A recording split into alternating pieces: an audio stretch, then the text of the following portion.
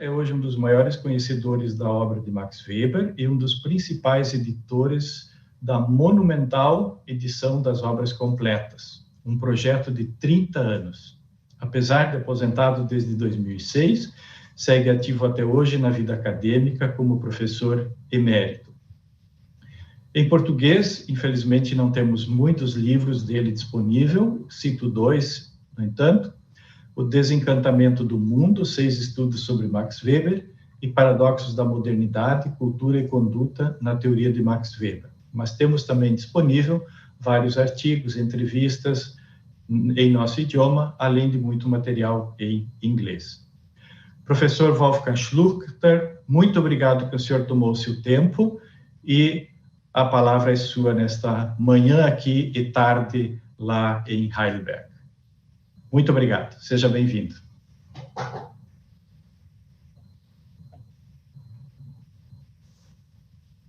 Ja, vielen herzlichen Dank für die Einladung. Muito obrigada pelo convite,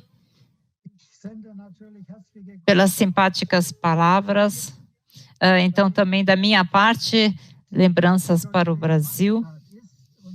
Aqui já é quase no fim da tarde e vocês ainda estão digerindo o café da manhã.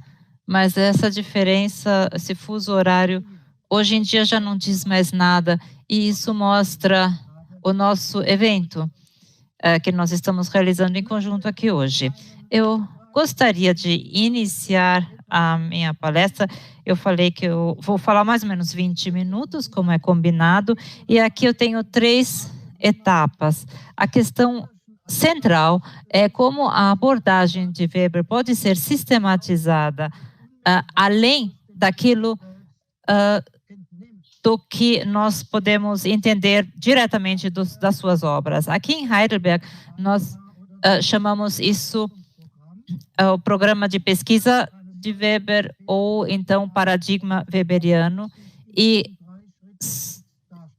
eu vou apresentar isso brevemente em 3 passos. O primeiro passo é a base da teoria do sujeito na sociologia. O segundo passo é a teoria de ação e cultura. E o terceiro passo é o modelo metodológico, como nós podemos realizar as análises weberianas dos múltiplos níveis e dos 2 lados. Vou começar aqui com o fundamento da teoria do sujeito.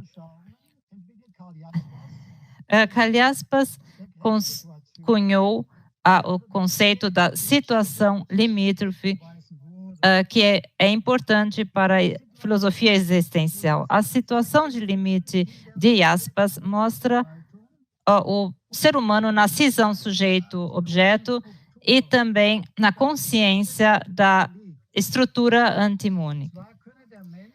O ser humano, segundo Jaspers, pode fugir para a ação, para uma vivência mística, mas a sua busca de um todo vai levá-lo às antinomias. Essa estrutura antinômica, com visão à cisão de sujeito-objeto, tem 2 lados, do objeto e do sujeito. Ambos os lados se unem em uma visão do mundo que Jaspers diz que é realizada de forma habitual, sem ter consciência da estrutura antimônica. Por que eu comecei com Jaspers? Porque Jaspers, com essa análise publicada em 1920, a partir do espírito de Max Weber, faz uma fundamentação filosófica das ideias de Max Weber. Weber explica as colisões de valores entre uma ética de fraternidade universalista e as diferentes ordens de vida. Aqui ele fala de um politeísmo moderno. Então, Weber também tem essa ideia de uma estrutura básica antinômica, especialmente do tempo contemporâneo. Então, podemos contestar o autocontrole do sujeito sem abrir mão da ideia de a familiaridade. Isso o filósofo Dieter Heinrich mostrou em uma série de palavras sobre a subjetividade. O ponto de partida é a comprovação cartesiana, que implica a dúvida mais radical da autorreferência, e isso diz que a cisão do sujeito e objeto não é uma relação de duas partes, mas de três partes. A relação entre o objeto é também uma relação consigo mesmo. Essa relação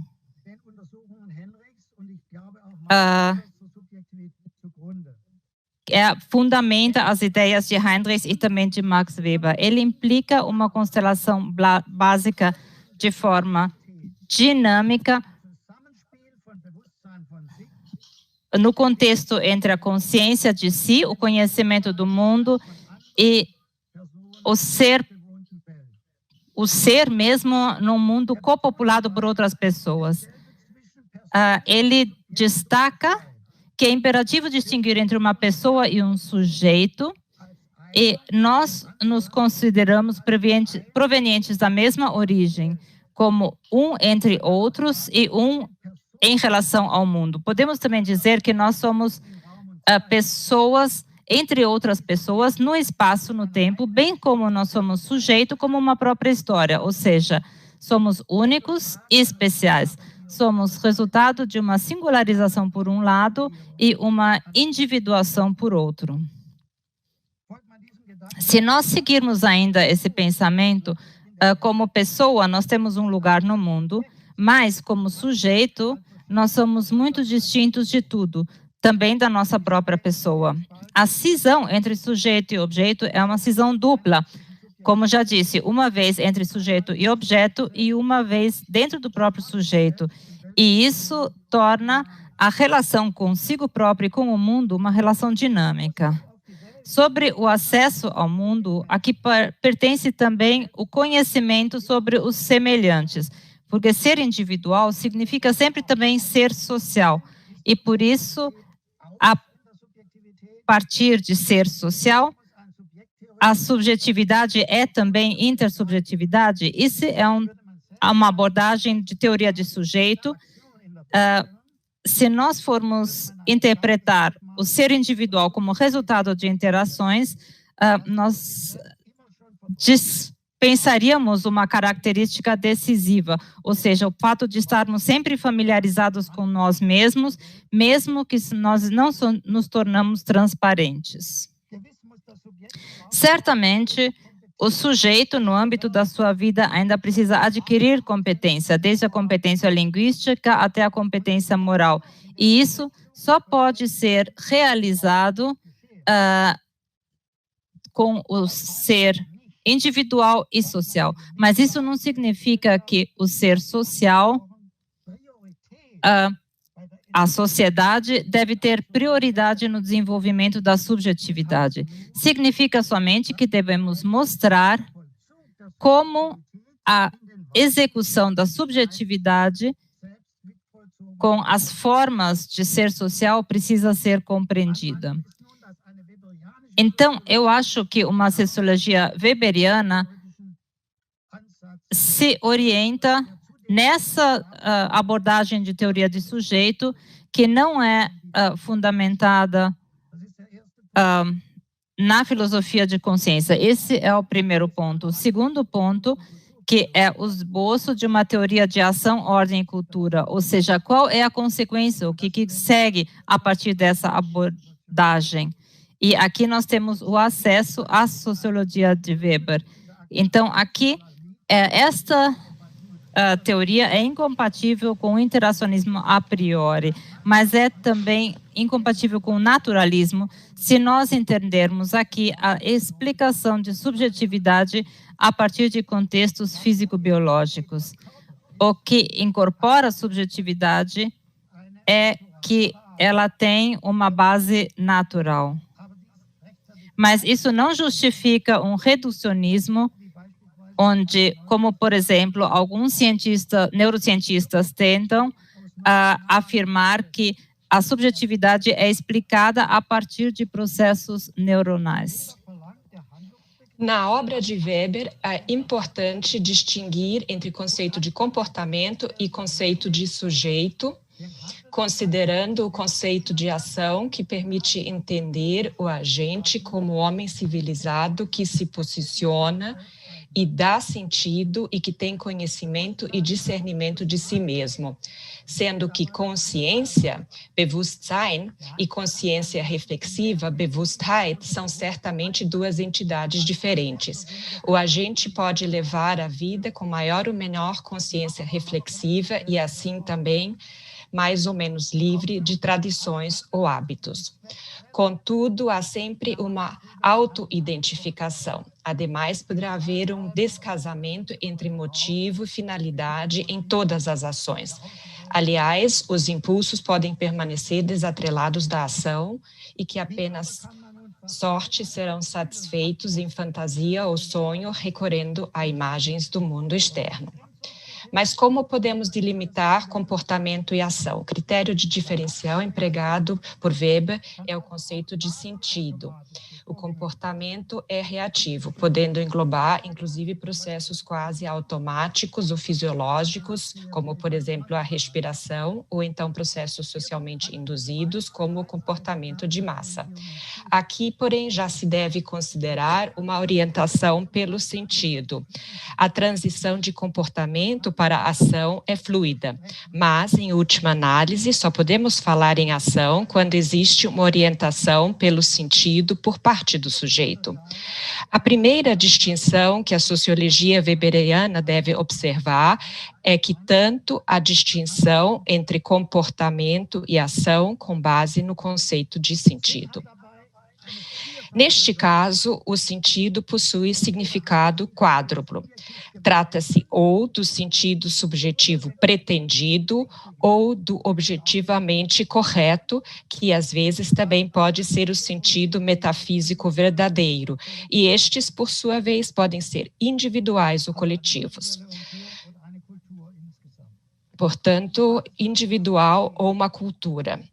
Todavia, sendo sempre envolvendo compreensão.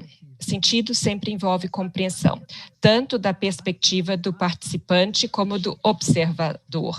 Por isso, Max Weber define sua abordagem como sociologia compreensiva. Diferentemente dos processos naturais e dos comportamentais, que só podem ser observados e explicados a partir de fora pelo observador, os processos de ação e as relações de sentido subjacentes se prestam a uma análise hermenêutica, aceita pela explicação compreensiva, seja pela interpretação da relação de sentido, que norteia o ser individual, Selbstsein, e o estar no mundo, in der Weltsein, do sujeito atuante. Por conseguinte, é preciso diferenciar entre compreensão da ação e compreensão do texto. O primeiro serve à imputação causal, o último à interpretação. Apesar da ação estar no centro da sociologia weberiana, não se pode negligenciar o comportamento e relação de sentido. Já que a ação é o foco central, devemos primeiro diferenciar mais este aspecto, submetendo a orientação pela análise detalhada e fazendo as devidas distinções. Aqui podemos seguir as distinções formuladas por Weber no fim da sua vida, nos conceitos sociológicos fundamentais, bem conhecidos e diversas vezes reinterpretados, portanto, entre ação racional e instrumental, bem como ação afetiva e tradicional. mas que vêm sendo reagrupadas, pois tanto a orientação racional como a instrumental podem ter caráter tradicional e a orientação afetiva pode se tornar significativa por meio da sublimação. E, nesse sentido, são 3 tipos e não 4. E os 3 podem ser tradicionais, conscientes, mas como passamos das ações para as instituições, para as ordens?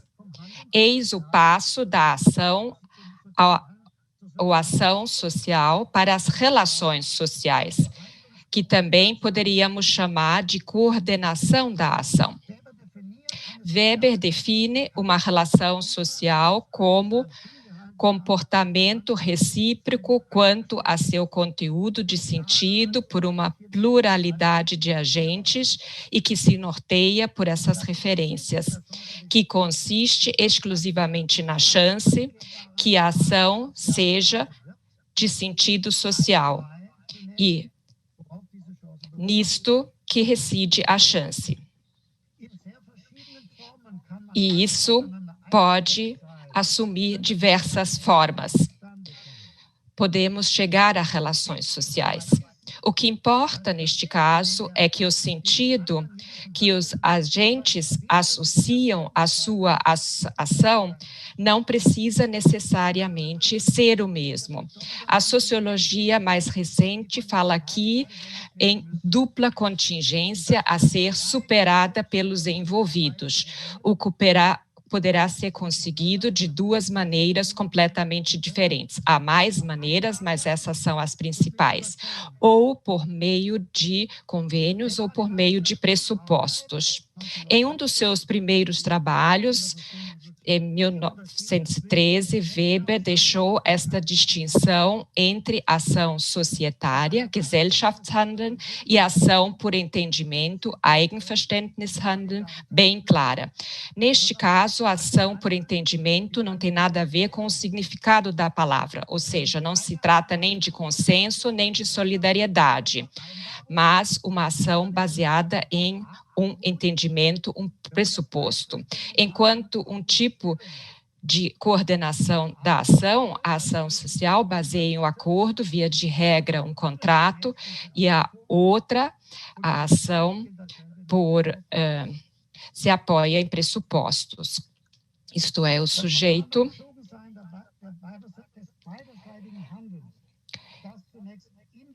portanto, uma relação direta, também pode ser coletiva e indireta. Weber, partindo da relação social, nos seus conceitos básicos, costumes, interesses, ordem e legítima nesta sequência, sendo que estas não devem ser entendidas como genéticas e sim lógicas. Ou, dito em outras palavras, relações sociais se agregam, formando ordens, organizações sociais. Eis o macro-micro problema de Weber. Isso levanta uma questão metodológica de como devemos relacionar estes níveis, sobretudo, como deve ser interpretada a afirmação de Weber, que ele defende um método individualista. Evita todos os conceitos objetivos, rejeita todos os entendimentos substanciais de conceitos, tais como Estado, Igreja, Cooperativa, e levaria tudo isso, por fim, em oportunidades para a ação individual. E assim chego ao último ponto, a questão da metodologia. E aqui começo com o termo um tanto estranho, que nós temos um modelo de múltiplos níveis e 2 lados. É uma sociologia individualista estruturalista. Isso porque eu parto do pressuposto que a sociologia não conhece leis macro, no macronível. Num ensaio interessante, Karl Dieter Opp distingue entre leis da covariação e leis causais. Ele chama a lei de covariações de leis macro, que, em oposição às leis micro, tratam do coletivo e não de pessoas, constatando que há relações entre macro-grandezas, mas sem aprofundar ou explicar isso.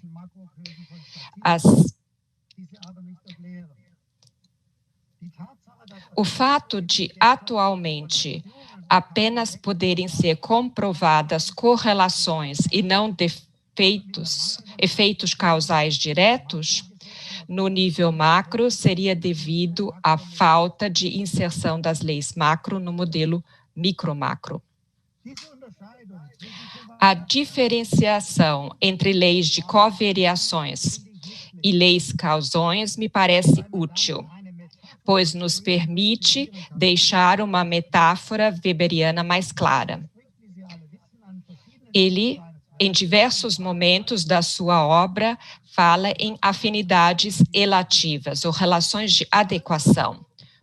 Portanto, de uma relação inicialmente fixa entre dois fatores que se desfaz com o advento de um terceiro fator, o que acarreta reagrupamentos. Pode, não precisa necessariamente levar a reagrupamentos, um processo descrito por Goethe no seu romance Afinidades Eletivas, recorrendo à química e na forma literária por meio da constelação de 4 pessoas. E chega assim à teoria das afinidades eletivas. Esse é o procedimento metodológico. Weber enxerga afinidades eletivas, por exemplo, não apenas entre a forma e o espírito, de uma estrutura, organização social, mas também em diferentes estruturas sociais. Trata-se de afirmações sobre relações entre grandezas macro, e estas remetem para a covariação. A explicação propriamente dita passa pelo nível micro, de acordo com o método individualista, na medida em que se pode dizer que afirmações pretendem explicar algo. Esta reivindicação de Weber fica patente, inclusive, no seu estudo famoso, A Ética Protestante e o Espírito do Capitalismo. Trata-se da explicação de 2 grandezas culturais. Protestantismo ascético, grandezas culturais no nível macro. O interesse dos crentes no nível micro. O lado institucional do processo foi introduzido conscientemente por Weber neste estudo. Depois que ele publicou o estudo, ele deu continuidade e analisar o outro lado da relação causal. Ele pretendia fazer isso posteriormente, como todos bem sabem, não fez.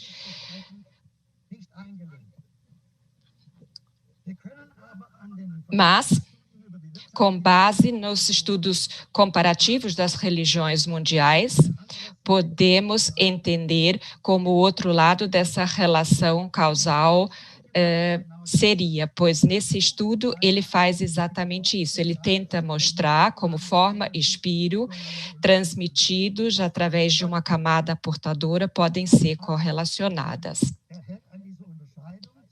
Por isso, distinção entre covariação e relação causal é mantida.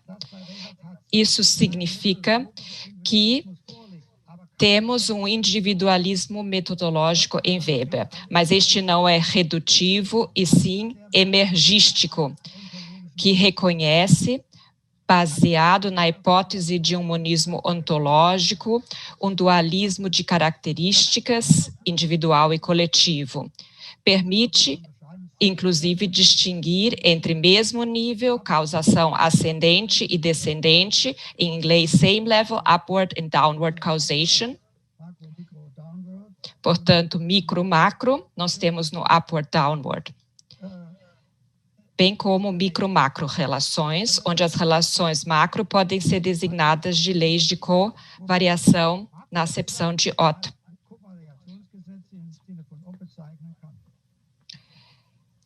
Já as micro-relações podem ser formuladas como leis de ação, que permitem a seguinte distinção: se formulam relações causais para uma ação orientada pelo sucesso, orientada pelo valor intrínseco ou por impulsos afetivos.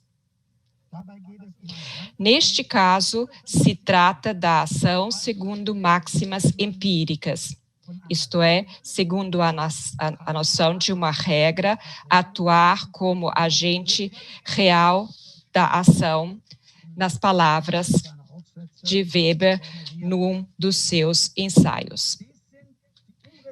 Eis os esboços de uma sociologia weberiana sistematizada, como eu a entendo, de uma sociologia compreensiva. Muito obrigado pela atenção. Muitíssimo obrigado, professor Wolfgang Schluchter, por essa brilhante exposição que toca em temas extremamente complexos e atuais da sociologia de Max Weber. Nós damos continuidade agora, ouvindo o nosso segundo expositor, professor Dr. Carlos Zell, da Universidade Federal de Santa Catarina. Ele é graduado em Filosofia, mestrado e doutorado em Sociologia Política pela USC, onde é professor desde 2007. Ele fez 2 estágios de pós-doutorado na Universidade de Heidelberg e foi premiado pela Ampox em 2013 pela melhor obra científica. Além de ser pesquisador do CNPq, Zell tem uma longa e intensiva inserção institucional na sociologia brasileira. Ele coordenou o GT de Teoria Social da Ampox, de Teoria Sociológica da SBS, onde também foi membro da diretoria e foi, recentemente, presidente do último Congresso Brasileiro de Sociologia, realizado em 2019 em Florianópolis. Também atuou em outros grupos acadêmicos correlatos. Ele tem se dedicado à teoria sociológica e, dentro dela, em especial, a obra de Max Weber, da qual é provavelmente o melhor e mais atualizado intérprete e conhecedor no Brasil hoje. O ponto fundamental é que aquele encontro de 2003 não se propôs somente enfrentar a pergunta histórico-hermenêutica sobre o que Weber, em sua época, quis exatamente dizer. Mas ela se defrontou com a questão teórico-sistemática sobre o que Weber, hoje, ainda pode e deve nos dizer. Quais são até agora os resultados, problemas e também desafios desse esforço de renovação? Tipos ideais, compreensão explicativa, racionalismo heurístico, individualismo, análise de múltiplos níveis, ação orientada por valores, ou por fins, pelo sucesso, a discussão sobre os valores, os conflitos, não só entre classes sociais, mas também entre ordens sociais e organizações sociais, e por fim, o conceito de personalidade. Estes 10 pontos já nos permitem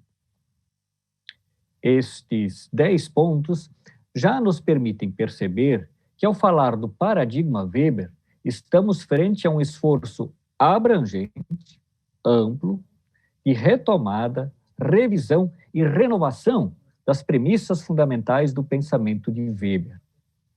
É claro que, dada a impossibilidade de seguir tantas trilhas teóricas ao mesmo tempo, vou concentrar-me naquele que pode ser considerado o núcleo teórico desse empreendimento, a saber, a busca por apresentar Max Weber como uma proposta atualizada e viável de superação do dilema macro-micro.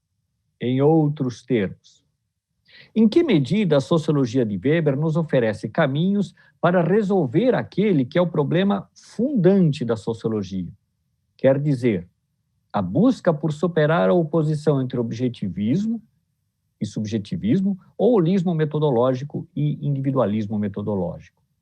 O que diferencia, e principalmente qual o valor de uma plataforma que, partindo de Weber, nos oferece uma terceira sociologia, que vai além destas dicotomias? É a esse tema que eu vou me dedicar em duas partes. No primeiro tópico, caracterizarei, à luz dos próprios escritos de Weber, quais os parâmetros fundamentais de seu método sociológico. Um exercício parecido com o que o meu colega e orientador, o professor Wolfgang Schluchter, realizou anteriormente. Na segunda parte, eu vou voltar-me para os proponentes, para os partidários do chamado paradigma Weber, seus teóricos atuais, para examinar de que modo seus membros procuram realizar uma leitura, uma interpretação, que evidencia, que coloque e ponha em destaque as contribuições de Max Weber para a resolução do problema micro-macro na sociologia atual. Voltemos, portanto, ao próprio Weber. Reler Max Weber à luz da problemática macro-micro representa para o paradigma de questionar e repensar seu enquadramento convencional na teoria do campo do individualismo metodológico. O objetivo consiste em demonstrar que o esquema sociológico de Weber pode ser lido não apenas como uma antecipação, também como uma alternativa pertinente no interior do novo movimento teórico, como também a chamada tentativa de síntese ou de superação entre objetivismo e subjetivismo. Para entender isso, revisemos sinteticamente o modo como Weber apresenta a sociologia. Ele nos apresentou um primeiro esboço de sua concepção de sociologia em um escrito da Sociologia Compreensível, mas a versão definitiva de sua visão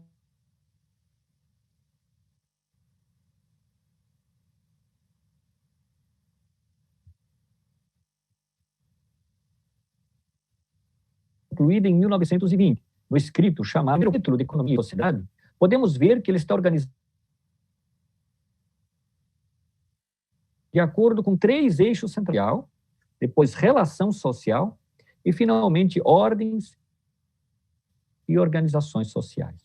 Hartmann Tirrell observou com acurada perspicácia que os 17 parágrafos dos conceitos sociológicos fundamentais não se encerram com a análise do conceito de sociedade.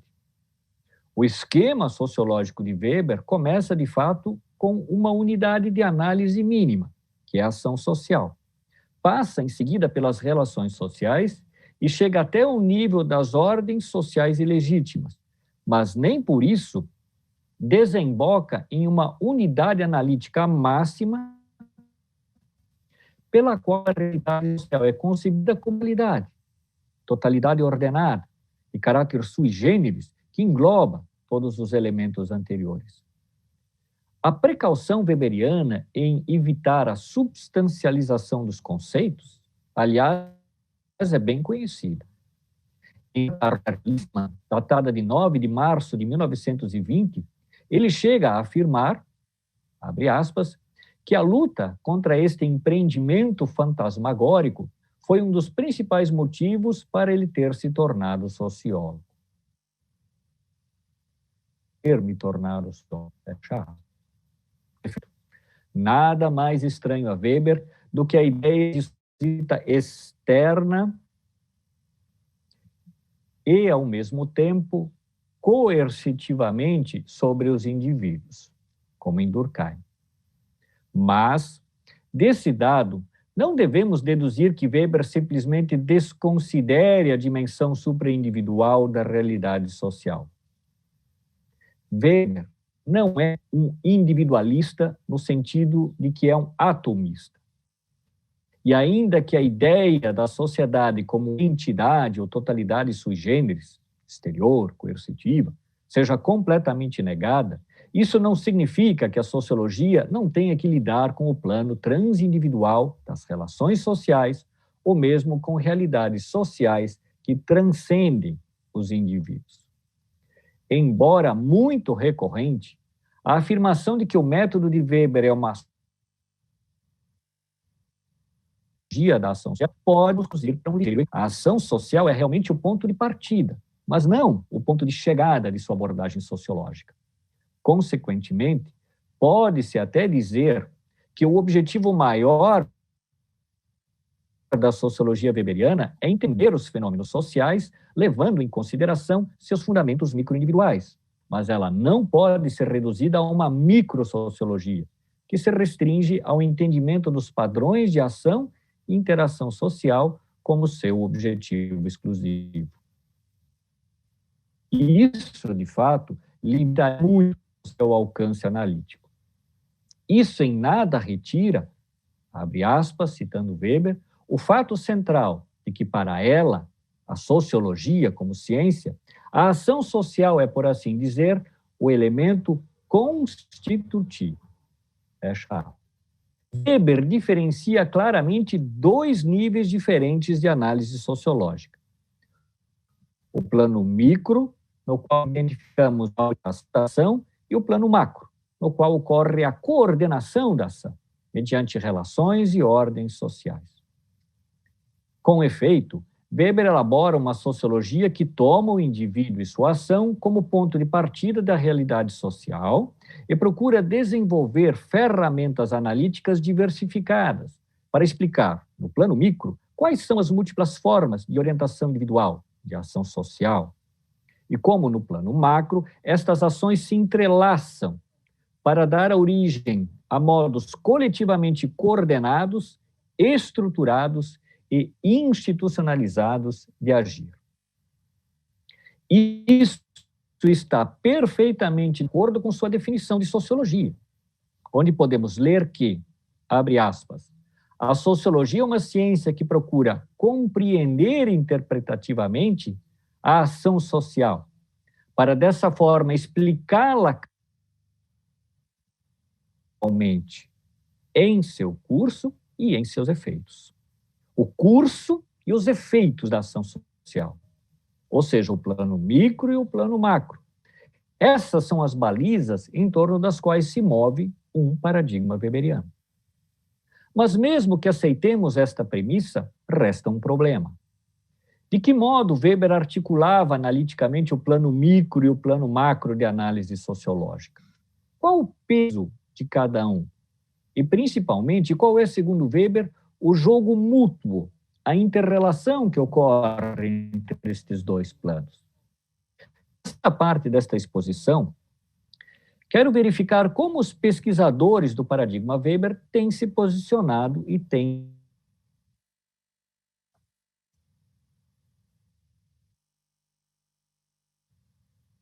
entendido esse tema. Holistas ou sintéticas, os três grandes paradigmas da sociologia, distinguem-se a depender do modo como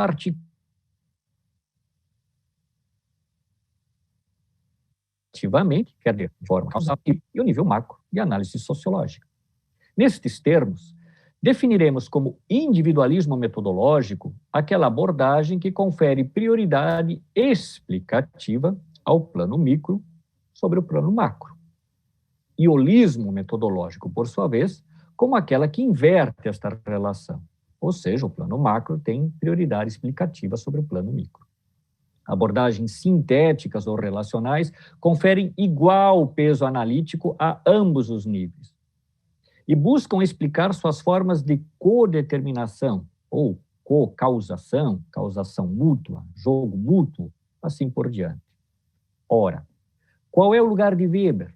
E, principalmente, qual a sua contribuição para a resolução desta problemática? O primeiro passo para esclarecer esta difícil questão nos foi apresentado no trabalho de Thomas Schwinn, hoje professor catedrático da Universidade de Heidelberg. Ainda que em sua tese de doutorado, defendida em 1993, ele tenha analisado o problema nos termos de nomenclatura objetivismo versus subjetivismo, em vez de micro-macro. Ali, ele já se refere, texto, Ele já se referia à concepção weberiana do problema micro-macro, defendendo a tese de que o centro de gravidade do esquema metodológico de Weber não é tanto o conceito de ação social, mas o conceito de relação social. No ano de 2000, o problema foi novamente retomado por Wolfgang Schluchter, que, adotando uma terminologia de nos apresenta o esquema sociológico weberiano como uma forma de individualismo estruturalista, uma sociologia individualista e estruturalista. Individual, estruturalismo, em outra formulação. Esta interpretação será constantemente revisada, aperfeiçoada, aprofundada, agregando-se a ela sempre novos elementos teóricos. Em livro de 2003, por exemplo, chamado Ação, Ordem, é claro, sabemos que Schluchter ainda distingue entre o individualismo metodológico pragmático, de um lado, e análise de múltiplos níveis, de outro. Mais tarde, em nova publicação, O Desencantamento do Mundo, livro de 2009, traduzido no Brasil, ele continuará entre um holismo metodológico moderado e um individualismo metodológico também moderado. A visão de Schluchter a este respeito se altera. Bastante inspirada em Anthony Giddens e Margaret Archer, Schluchter caracterizará o método sociológico de Weber não em termos, como fazem aqueles autores, de um dualismo entre ação e estrutura, mas, segundo ele, segundo a formulação de Schluchter, como uma dualidade entre ação e estrutura. Em outros termos, como uma sociologia relacional.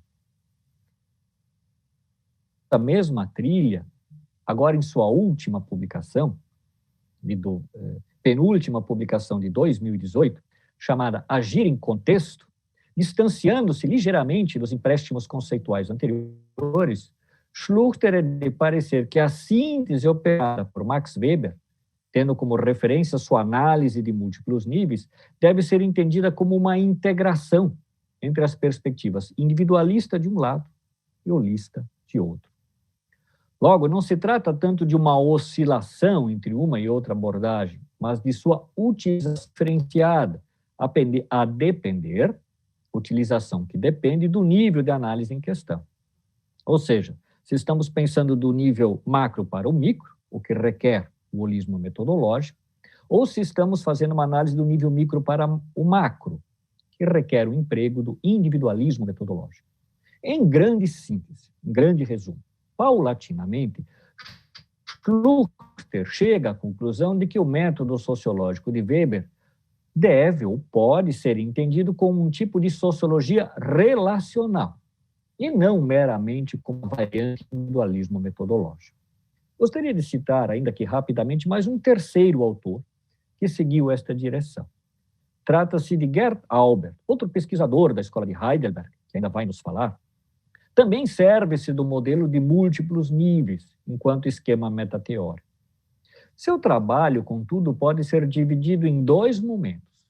No primeiro, Gerd Albert tentou situar a sociologia de Max Weber no campo do holismo metodológico moderado, tendo em vista que, segundo ele, não se pode negar os elementos antirreducionistas disso.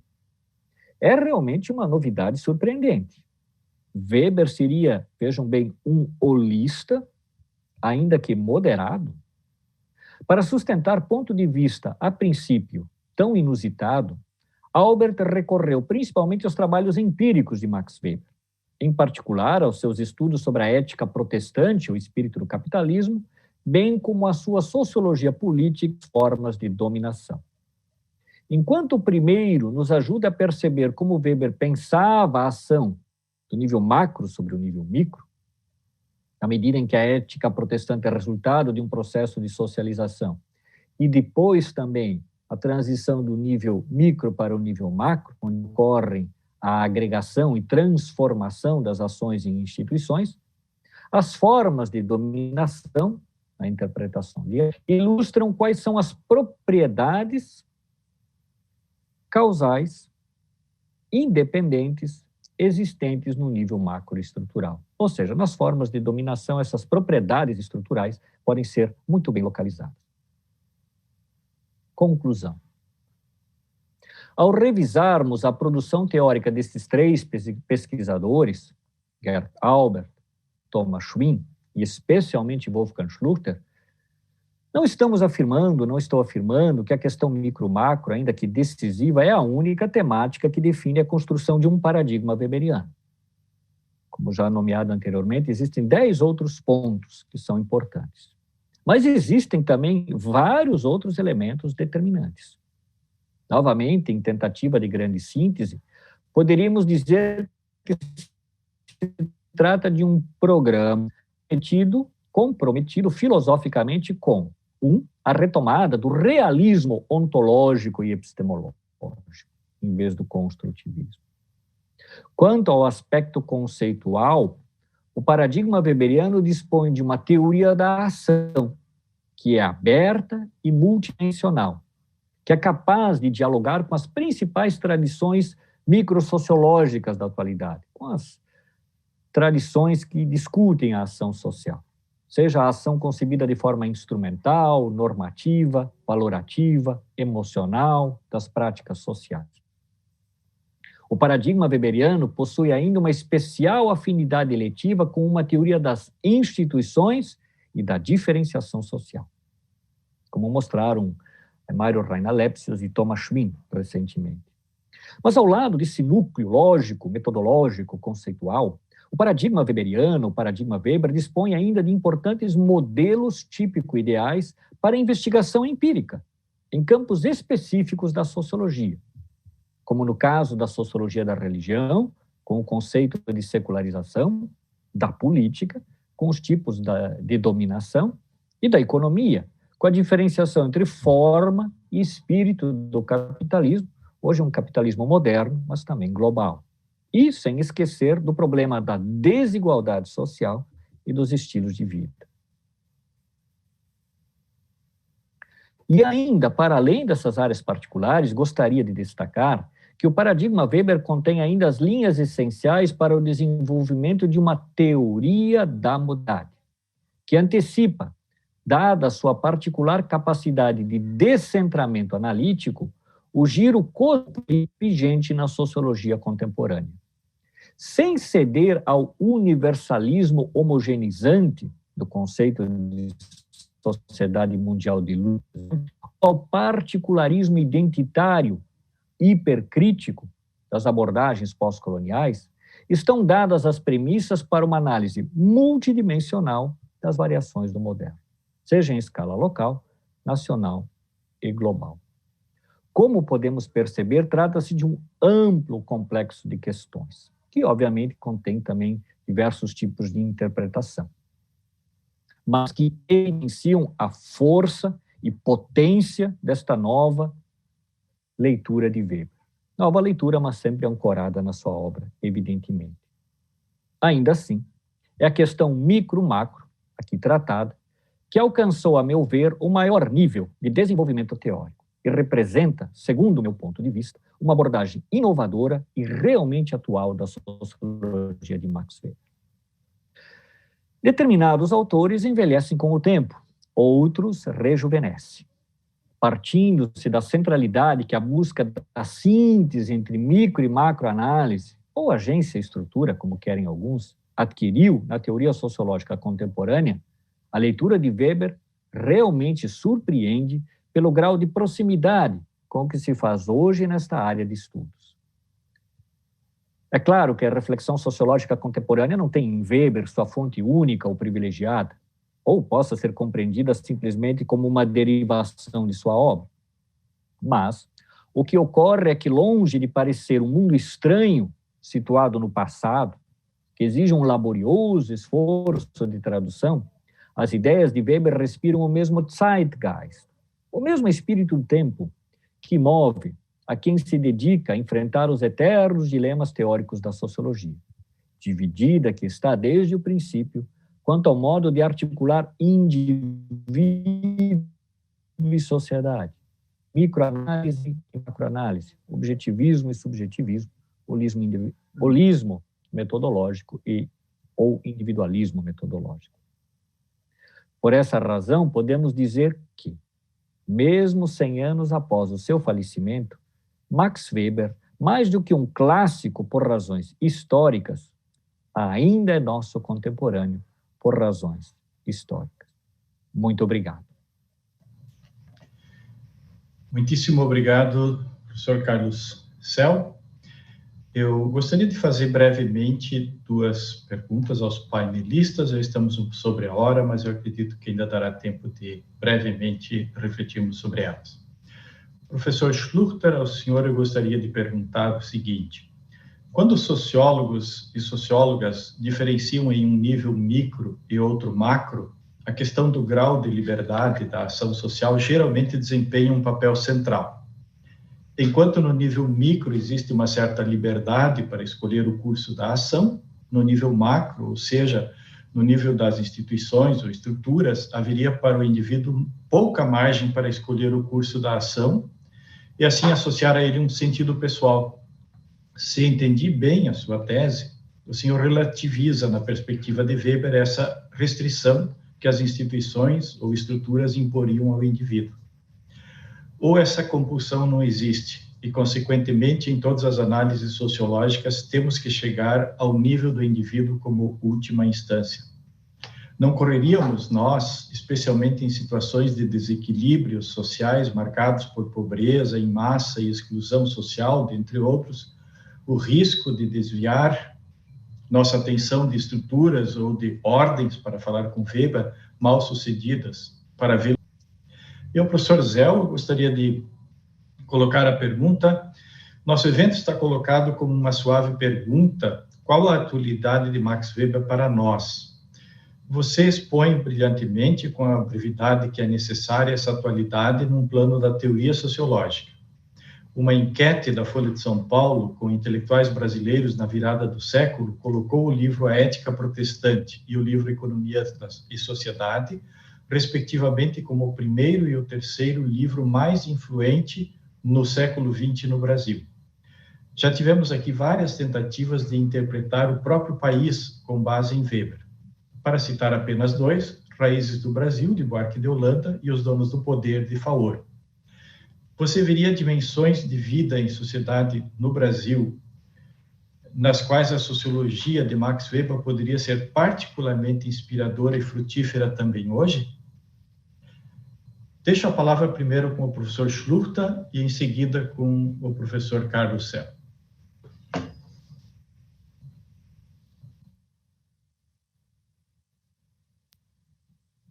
Ich habe keinen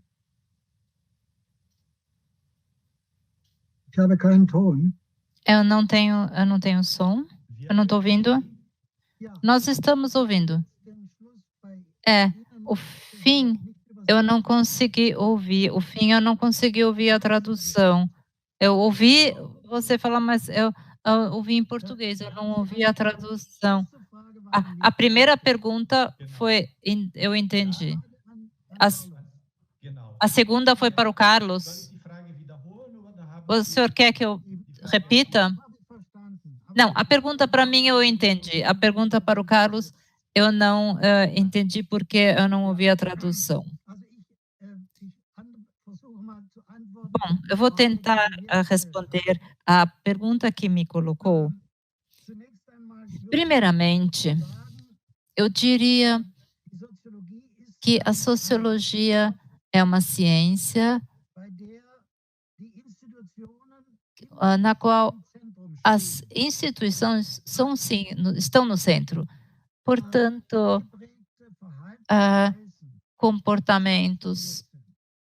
existem comportamentos que são sancionados. As instituições permitem uma liberdade, mas também limitam a liberdade. Elas permitem a liberdade porque somente no âmbito das instituições as pessoas livres podem se desenvolver. Elas não vão se desenvolver a partir dos próprios recursos, mas elas sempre se desenvolvem no contexto de uma relação social.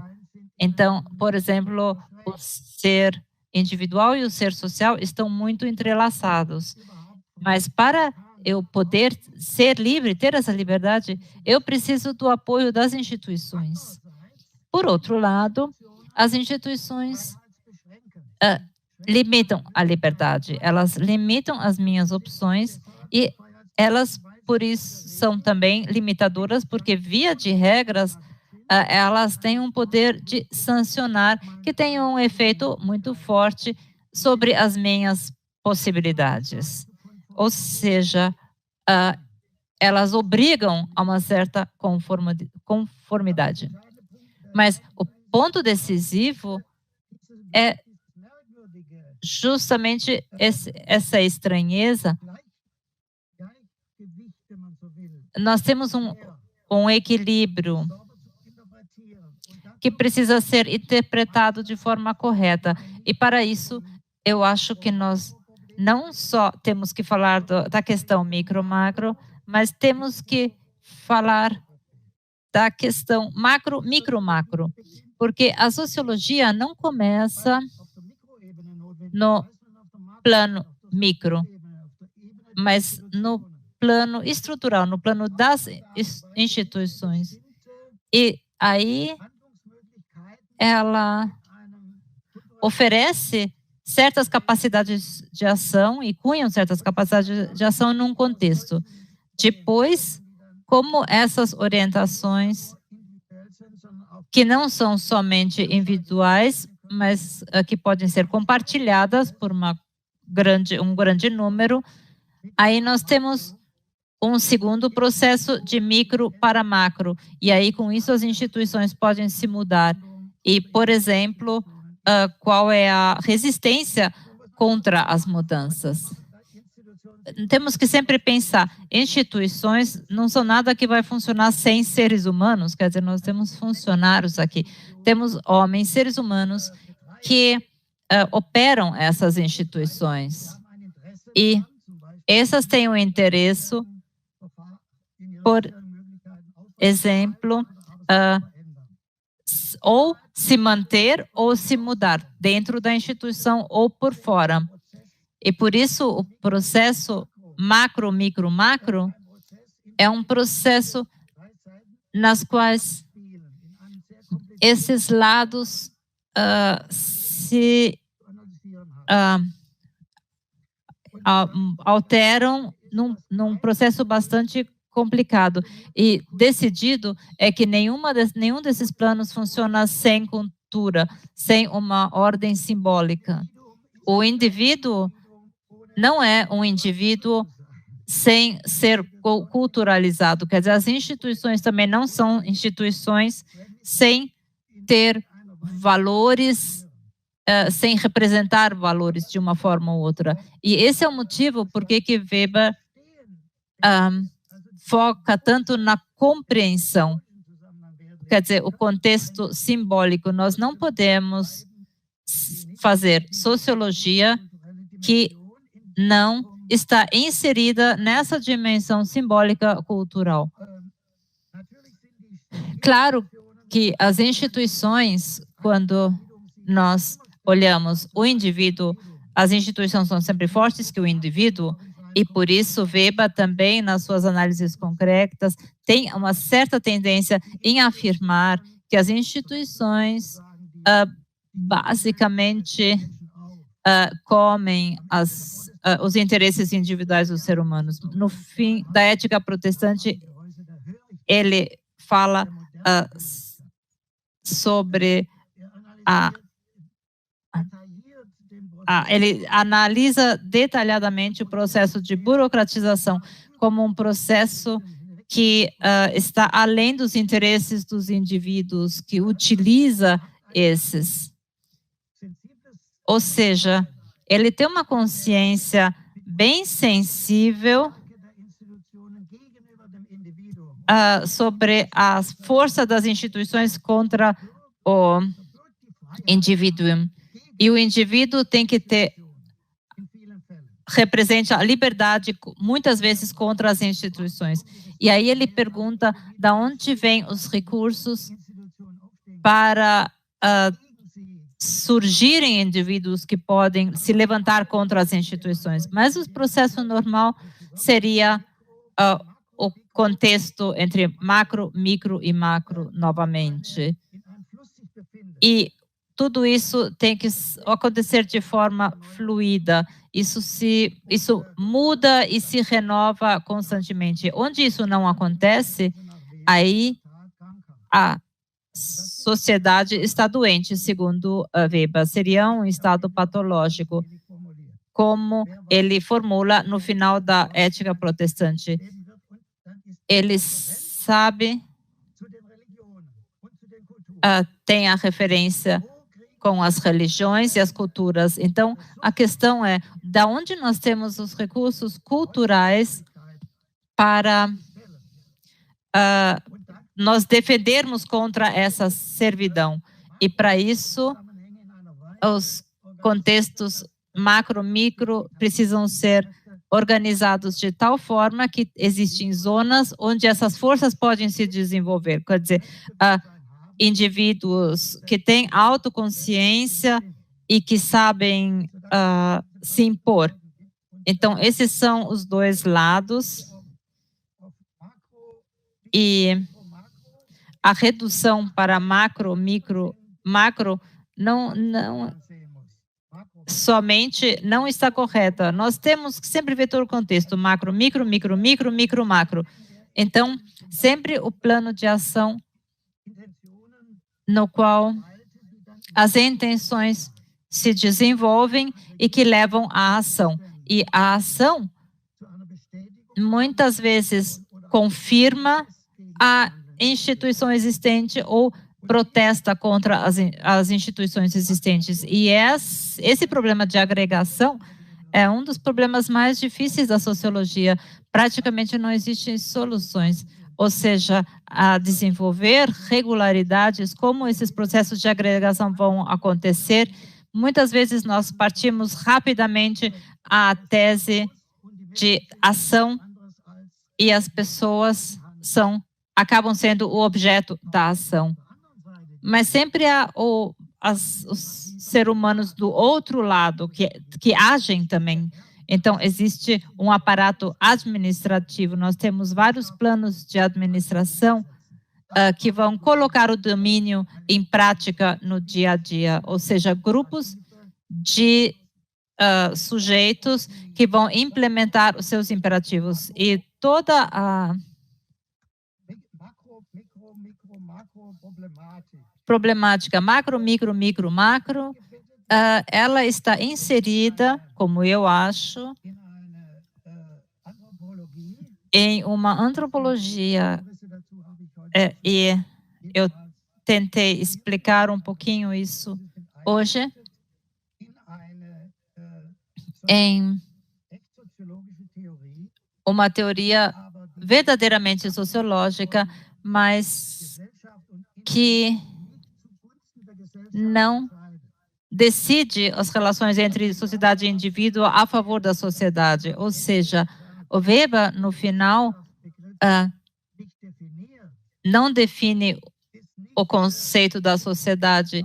E isso não é importante para a questão se nós partimos de um fundamento da teoria de sujeito. Isso pode ser, por exemplo, reduzido no problema de Nietzsche. Nietzsche pergunta se a sociedade é lógica, ou se o indivíduo é lógico, está à frente da sociedade.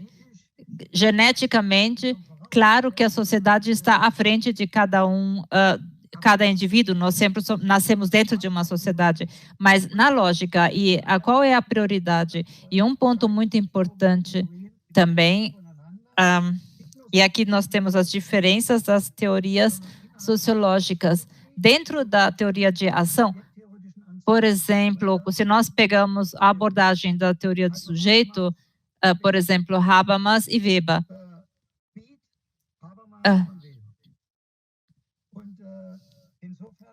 e aqui, eu acredito sim que a questão a sociedade está à frente do indivíduo de forma lógica, ou o indivíduo está logicamente à frente da sociedade, eu acho que essa é a questão central que ainda está atrás do modelo macro, micro, micro, macro, e essa precisa ser resolvida.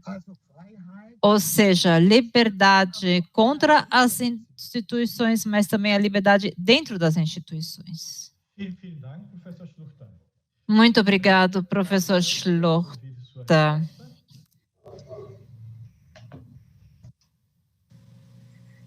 Então, eu passo a responder a pergunta formulada pelo nosso moderador, Emílio Sobotka, e acho importante e interessante que ele tenha colocado na discussão. E eu gostaria de formular a minha resposta a respeito dessa questão Weber e o Brasil. De maneira, eu acho que nós brasileiros, nós devemos transitar de um modelo que é aplicado de Weber, ou seja, bastante preso ao nacionalismo metodológico, como nós interpretamos o Brasil a partir de Weber, a o que eu chamaria de um modelo cosmopolita, ou seja, nós também precisamos mostrar como a nossa tradição weberiana, ela tem elementos utilizados, ou seja, ela desenvolve rica e criativamente a sociologia de Weber numa direção que, do meu ponto de vista, digamos, vale a pena ser exportada. Nesse sentido que eu gostaria de propor uma rápida leitura dos nossos chamados clássicos weberianos, ou de outra maneira, né? Em que medida, para citar os dois autores que você mencionou, Sérgio Buarque de Holanda e Raimundo Fauro, também poderiam contribuir com um paradigma Weber. O que esse desenvolvimento da sociologia weberiana no Brasil tem de inovador do ponto de vista teórico e o que ela pode contribuir também empiricamente, não só para o entendimento do Brasil, mas para o entendimento de processos sociais globais. Nessa direção, nesse sentido, eu acho que nós também devemos superar uma leitura que vem sendo feita desses autores da linhagem weberiana no Brasil, muito centrada na questão normativa. Por quê? Porque nós sabemos que, muito em particular, Sérgio de Holanda, o professor Schluchter conhece, foi traduzido, né, de Wurzel e Williams, né? E Os Donos do Poder, um livro um pouco mais extenso, de 1958, privilegiam a análise da categoria patrimonialismo, chave interpretativa de entendimento do Brasil, da história social brasileira. Mas a discussão sobre esse conceito no Brasil, nos últimos anos, ela tem sido muito politizada, ideologizada. E patrimonialismo vem sendo utilizado basicamente como conceito para localizar as patologias políticas existentes no Brasil e a confusão entre público e privado.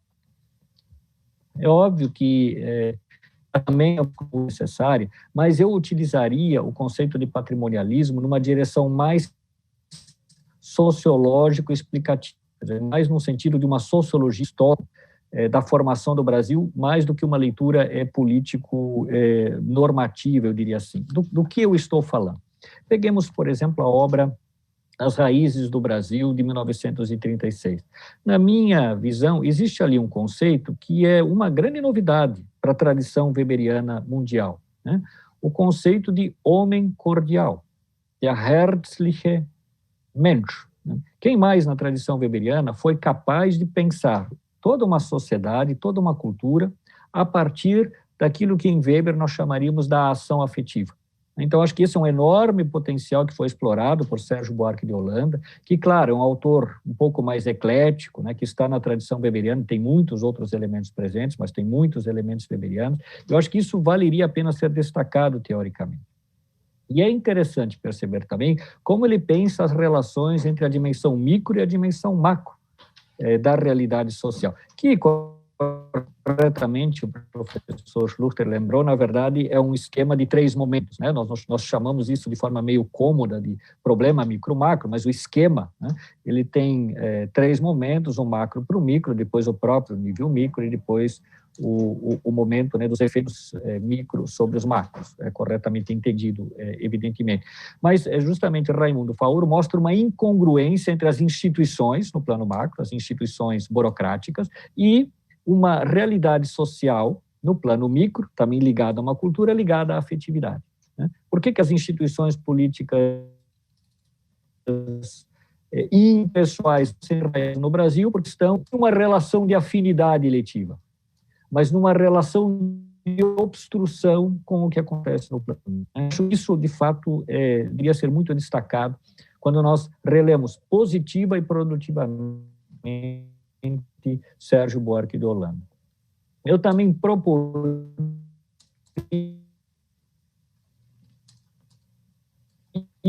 uma releitura da autora que Sérgio Buarque de Holanda, por exemplo, as edições, né? Existe uma edição de 36, existe uma edição revista depois, e há profundas diferenças políticas entre elas, né?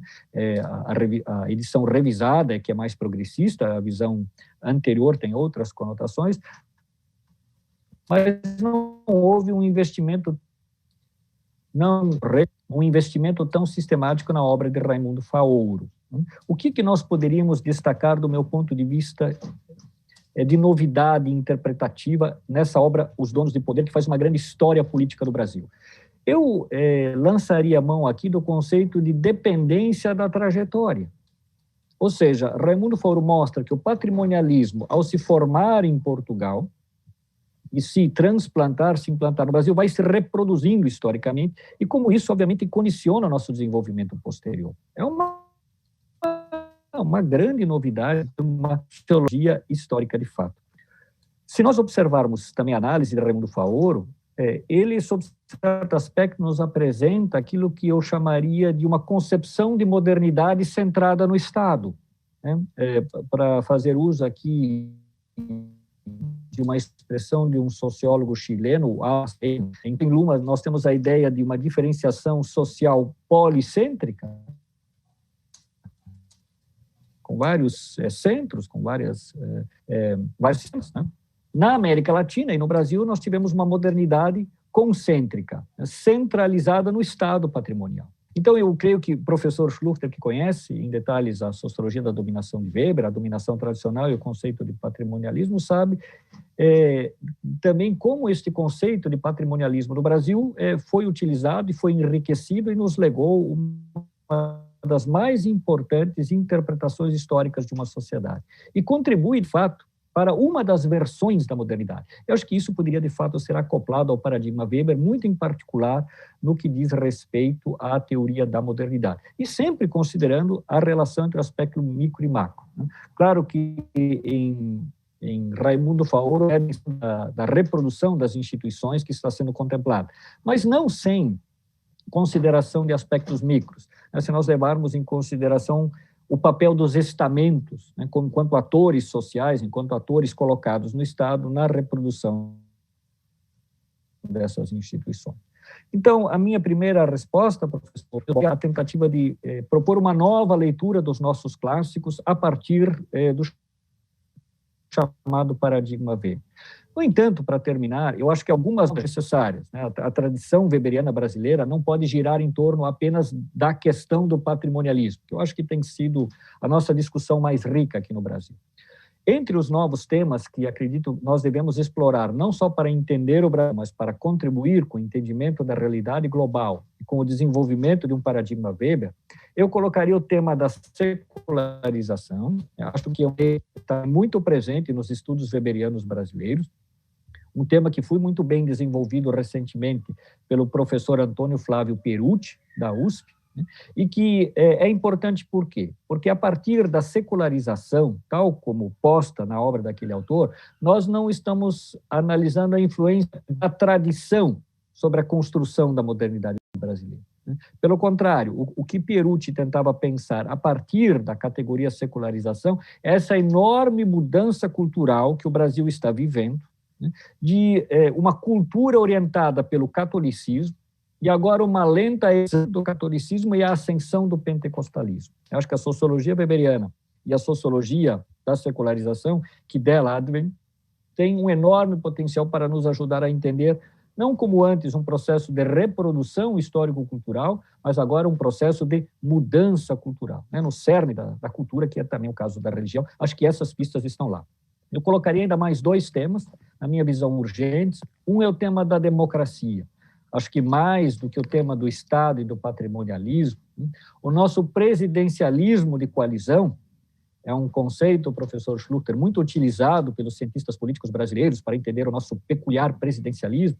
Este presidencialismo, no nível institucional, ele poderia ser pensado e repensado a partir da ideia de democracia plebiscitária. Me parece que, em termos típicos e ideais, a democracia brasileira está muito mais próxima daquilo que Weber chamou de democracia plebiscitária do que distante. Isso traria, do meu ponto de vista, contribuições para nós entendermos a complexa realidade política que o Brasil está vivendo atualmente.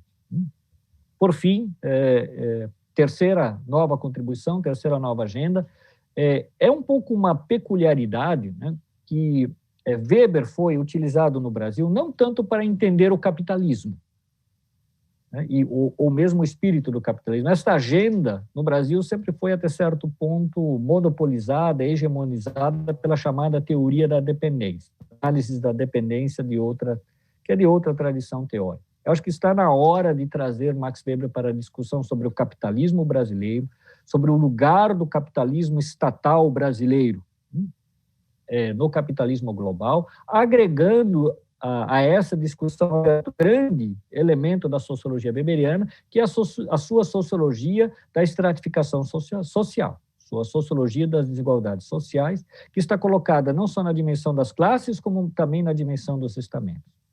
Apenas para citar algo da conjuntura política recente, nós estamos vivendo no Brasil um momento de proposta de uma reforma administrativa.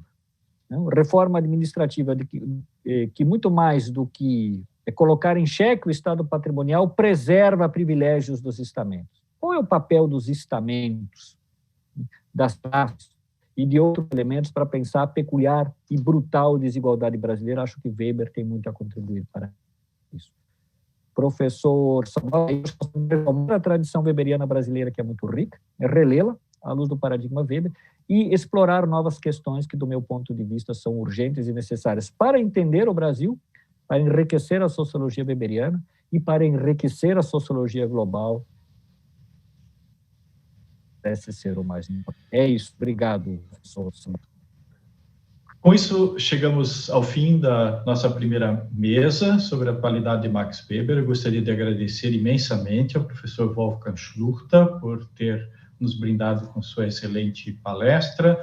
Agradecer também ao colega Cel pelas inspiradoras interpretações e também pela perspectiva que coloca e o desafio para nós brasileiros de tomarmos alguns temas e não nos colocarmos na posição de colonizados e só aplicar teorias formuladas lá fora, mas também resgatar aquilo que já foi produzido e ter a ousadia de contribuir para a teoria sociológica mundial a partir da inspiração weberiana.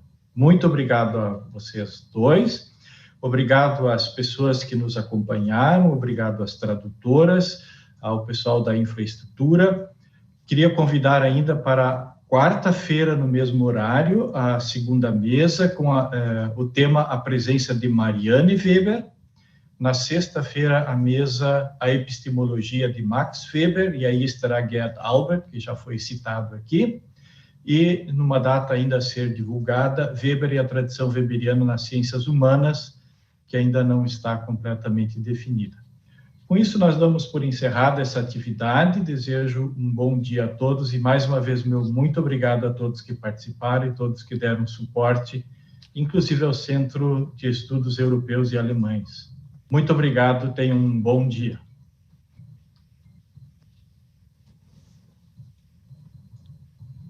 Wiedersehen. Auf Wiedersehen, Professor Schluchter, nochmals vielen, vielen Dank. Wir hoffen, wir können Sie irgendwann auch noch einmal... Até logo, muito, muito obrigada. Espero que podemos cumprimentá-lo aqui no Brasil. Seria muito bom. Auf Wiedersehen, auf Wiederhören für alle. Ja. Até logo. Céu, também a você, meu muito obrigado, e a todas as pessoas aí do apoio que sofreram um pouquinho com a infraestrutura.